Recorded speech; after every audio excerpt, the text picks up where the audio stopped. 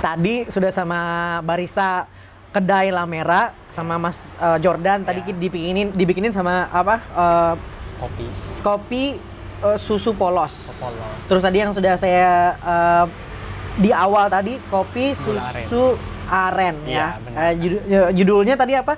Tekajut kopi susu. Kalau misalnya kembali lagi ke beberapa menu yang sudah saya lihat tadi ya, ada hal yang unik ya. Karena itu apakah itu cuman untuk pembeda aja dari kedai-kedai kopi yang lain atau gimana? Itu tuh termasuk strategi biar orang tuh penasaran apa sih Tekajut. Jadi kan orang pengen nyoba gitu kan. Oh ternyata ini kopi susu gitu kan. Jadi dengan rasa penasaran itu kan jadi orang tuh semakin tertagih gitu kan. Oh aku pengen Tekajut ini aja. Jadi supaya beda ya, supaya orang ngeh gitu. Oh unik juga ya gitu. Tapi sebenarnya dari tahun 2016 loh. Jadi kedai Lamera sendiri dari tahun 2016 bisa dibilang bisnis kedai kopi pionir. Pokoknya yang awal-awal, apa maksudnya yang ngawalin semua kedai-kedai kopi. Salah satunya adalah kedai Lamera. Dari tahun 2016 sampai sekarang mungkin usaha-usaha, apalagi kemarin terkena pandemi gitu ya. Terus juga selama pandemi kedai kopi di Palangkaraya bermunculan menjamur gitu ya. Kayak gimana usaha strateginya untuk bisa survive, bisa berkompetisi dengan kedai-kedai kopi lain? Mungkin itu kembali lagi ke pelanggannya setia, contohnya. Sudah ada pasarnya ya. Pasarnya jadi, penikmat kopinya sudah ada gitu. Jadi mereka itu kalau pengen ke tempat kopi itu, ke Lamera aja gitu. Sama juga mereka bisa ajak teman-temannya, ayo mampir ke Lamera, coba aja dulu. Jadi dengan semakin itu kan semakin besar akar-akarnya Kak. Malah makin terdengar gaungnya ya. Jadi nama Lamera gitu dari sejak tahun 2016. Jadi pada saat kalau misalnya kita balik lagi ke pada saat pandemi ya. Ke pandemi pasti dia kendala juga dong ya. Terkena dampak. Kena dampak. Kemarin seberapa parah sih dampaknya ke kedai Lamera sendiri? Kemarin kan kami kan bisa rame kan, karena bisa kapasitasnya mencapai 100%. Karena mengikuti nggak ada pembatasan waktu itu ya? Nggak ada pembatasan.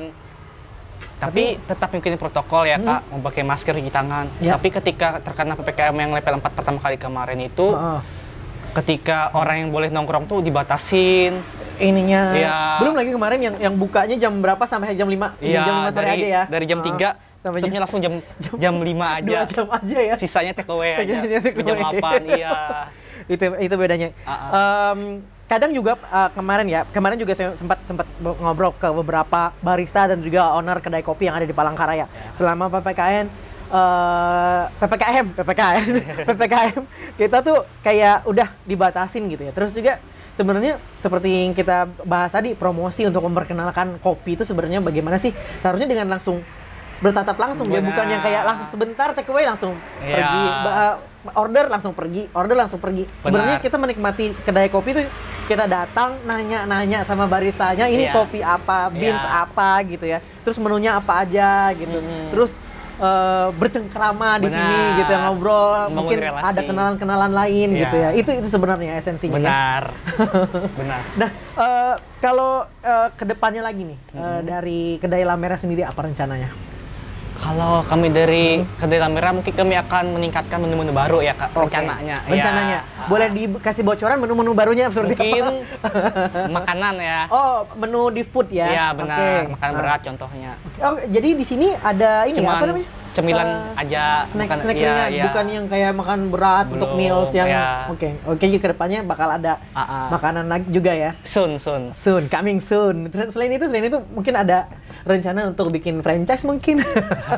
Kalau untuk itu masih belum terpikirkan ya Kak. Tapi kalau untuk yang menu itu mungkin akan segera terrealisasi tahun depan.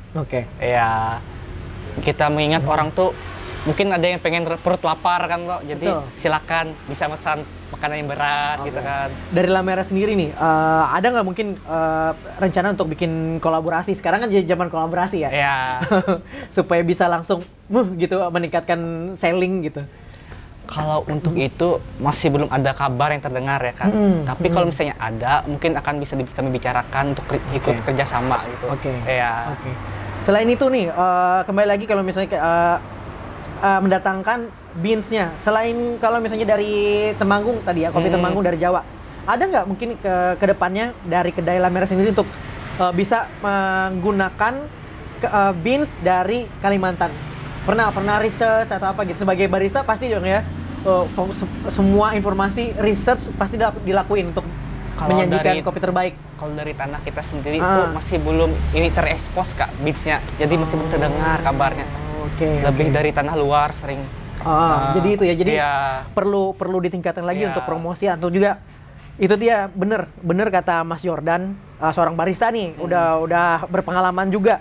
Kalau misalnya kita kopi Kalimantan tuh belum terdengar gaungnya, terus juga belum beans-nya apa sih? Mungkin ada ya, tapi nggak begitu nampak gitu loh. Belum dapat aja mungkin. Itu perlu. Ini penting banget ya. Itu poinnya.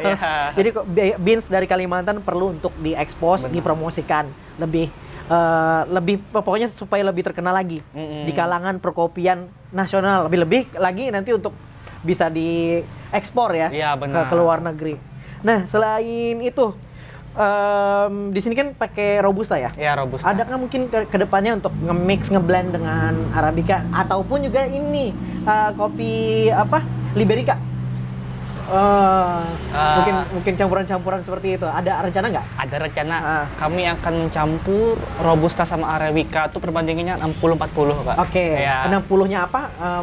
40-nya apa? 60 apa? 60-nya Robusta, 40-nya Arabica. Jadi balance Kak. Perpaduan dua itu. Jadi nggak dominan di Robusta aja. Itu lebih cocok ke kopi susu. Kalau lebih cocok ke kopi susu ya? Iya, rencana. Nah, selain itu nih, strategi untuk pemasaran kopi yang ada di kedai La Merah sendiri, Mas Jordan, selain yang bikin menu-menu yang unik gitu ya, pokoknya yang aneh gitu, yang didengar orang pengen penasaran, menjadikan penasaran untuk dicoba gitu. Selain itu apalagi strategisnya untuk strateginya lebih ke marketingnya melalui sosial media. Bisa disebutin aja sosial medianya apa gitu. Instagramnya ada, cari aja Instagramnya @kedai_La_Merah. Itu kami selalu update. Nanti saya follow tuh. Ya, silakan. Nanti saya follow tuh. Update kami buka, kami tutup juga. Selain tentang itu aktivitas terjadi sering sini juga. Selain itu kalau pada saat pandemi penjualan yang online, selain dari promosi sosial media, apalagi? Kami ada juga tersedia di Gojek ya. Terus juga di GoFood. Iya, itu Kak. Di GrabFood juga ada? Kalau GrabFood masih belum buka. Masih belum ya? Cuma di GoFood aja. Jadi di search aja, di situ ada kedai La Merah. Terus juga langsung 24 jam nggak? Sesuai jam operasional aja ya. Dari jam 3 sampai jam 10 malam. Jam 10 malam. Nah, tadi ada pertanyaan mendasar nih. Mas Jordan sebagai barista itu pernah mungkin belajarnya otodidak kah, atau ada yang ngajarin atau ikut training barista? Kemarin itu sempat ikut training di tempat sepupu itu. Jadi belajar aja, ternyata gini ya, jadi terbiasa gitu, tahu dunia kopi dari situ ya. Jadi tahunya kopi dari pengalaman juga. Ngerasain pertama kali jatuh cintanya sama kopi itu sejak usia berapa? Aku ketika pas itu ketika zaman kuliah, pertama ke kuliah. Jadi sehabis pulang kuliah kan melepas penat kan. Diajak teman ke kedai kopi aja.